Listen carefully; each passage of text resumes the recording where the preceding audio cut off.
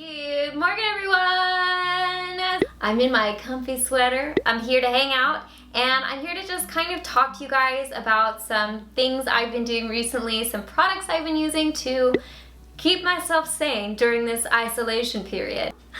I'm going crazy. This is weird. Just kidding, I'm not. I know it's been kind of a weird stretch of time for most of us.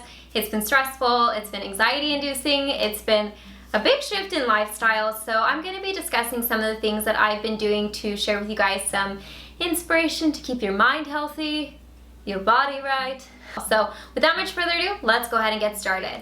Now naturally, I'm going to be going over beauty products first. For this video, I partnered with ASARAI, and I'm really excited about this because ASARAI is actually a brand that I was introduced to last year, back in 2019, and it goes along with the whole minimalistic, purifying the mind, purifying the skincare. They basically take the guesswork out of skincare routines and products and compact them down into something that's more digestible. And I know a lot of us have been practicing a lot of self-care since we've been at home. I really feel like skincare and self-care are synonymous. I've seen a lot of people experimenting a lot with retinols or chemical exfoliants during this time, but for me, I'm using this time to give my skin a real solid break because it's not very often that I get these opportunities to really give my skin the love and affection and time to heal that it really needs. Now to back up a little bit and tell you guys kind of what's been going on with my skin recently, I haven't really been wearing a ton of makeup. I only wear makeup on days that I'm either filming or live streaming, and I really feel like this is allowing my skin to breathe. And I don't know about you guys, but when it comes to anxiety and stress, usually with me it manifests very physically in the form of breakouts and skin irritation. It's usually stress-induced because they always occur during times in my life where I'm highly stressed out. Now the reason why I have been really taking a minimalized approach to my skincare routine is because of that. I don't want to introduce a ton of new products when it comes to trying to recover my skin, which is where this guy comes into play. And this is the Deep Moisture Gel. And the reason that I like ASARAI in general and this product specifically is because this contains their proprietary hyaluronic acid, which is their Danka Pure Hyaluronic Acid, which is a medical grade hyaluronic acid. I really enjoy the texture of this because it's a lightweight gel moisturizer, and on top of that, it's free from a lot of harmful ingredients like fragrances, colors, sulfates, phthalates, mineral oil, ethanol, and parabens. Basically how I've been using this is I've just been cleansing my skin like I normally would, toning, and then I apply this directly on top of my skin. So I basically pared down my skincare routine a ton to keep it as basic as possible. Now, like I said, I haven't been wearing a ton of makeup, so I'll actually take this out into the living room, which is where I've been hanging out for the most part. Since it's so convenient, I usually apply another layer, and just depending on how my skin is feeling, I'll even apply another layer after that. So this has been something that's been a multiple use type of product for me because I've been using it several times a day. Another thing that I've been using this for is for my hands. I don't know about you guys, but my hands have been really cracked and dry and chapped from all the hand washing I've been doing, and this is like the only product that I've been able to use to get my skin to heal up. This really helped with that, and like I said, since I've been just kind of breaking out, my skin's been freaking out and stressed out, this has been perfect for me kind of making my skincare routine more basic, allowing my skin to breathe, giving my skin time to heal, and it's really been a recovery time for my skin, and this has been the product that I've been really enjoying and using for that. So they did give me a discount code to share with you guys, which I will put here, and I will include a link down below in the description box in case you guys want to check out this product specifically or any of the other products in their line. I have to say this as well, the people of this company are super kind and so sweet and genuinely some of the nicest people I've worked with. So during times like these, I am not only excited that I can work with a company that I love their products, I love their brand philosophy, but I also love the people of this brand, so I just wanted to also support them in that way. Now the next thing I've been practicing and doing, just like giving my skin a break, another thing that I've been taking a break from is constant reading of news articles and social media in general. Now I know right now it's important to stay informed, but I think there's a fine line between staying informed and just being inundated with information and scary news articles and what's going on and hearing from other people's opinions. It's just too overwhelming, and for me, I definitely noticed it was inducing a lot of anxiety for me. So I kind of have been saying I'm on like a need to know basis. Like, I know what's going on, I know the facts, I know what I need to know, but other than that, I just don't want to overwhelm myself with all of the news and headlines and things that you're seeing out there. You have the control to tell yourself when you've had enough, when you feel like it's doing more harm than good for your peace of mind.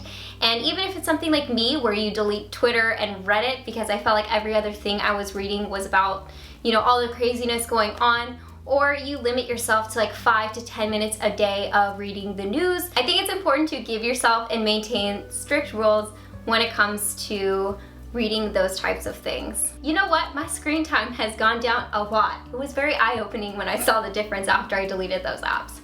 Ooh. My tip number 3 is actually a tip from my grandma. And my grandma has been telling me this through my whole life. She always used to tell me, busy hands, happy mind. And for me personally, I know it's very easy to kind of get stuck in a rut or dwell on things or let your mind run to scary places to catastrophize everything that's going on.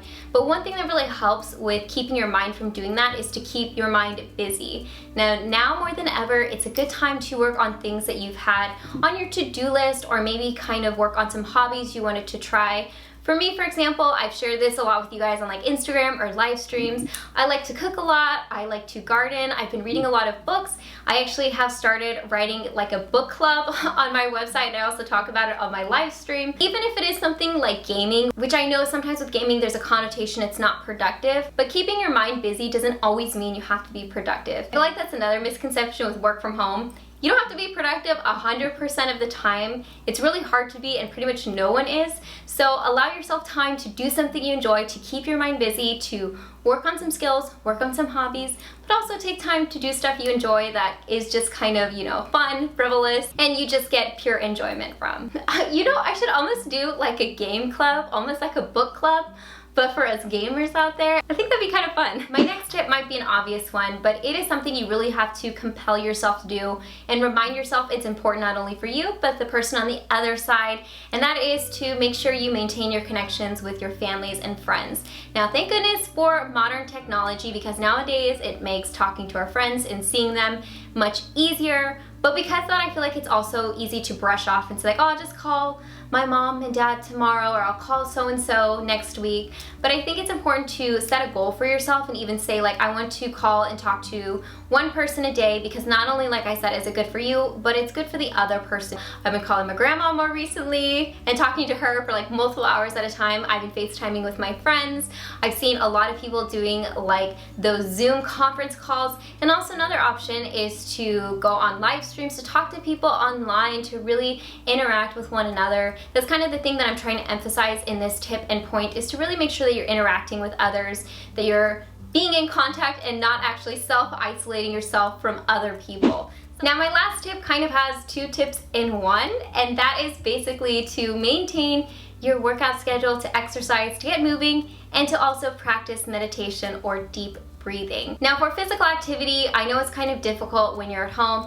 I'm lucky enough where I actually have a stationary bike, so either something like that or having like at-home gym tools. I have like resistance bands I use, and like little balls, weighted balls.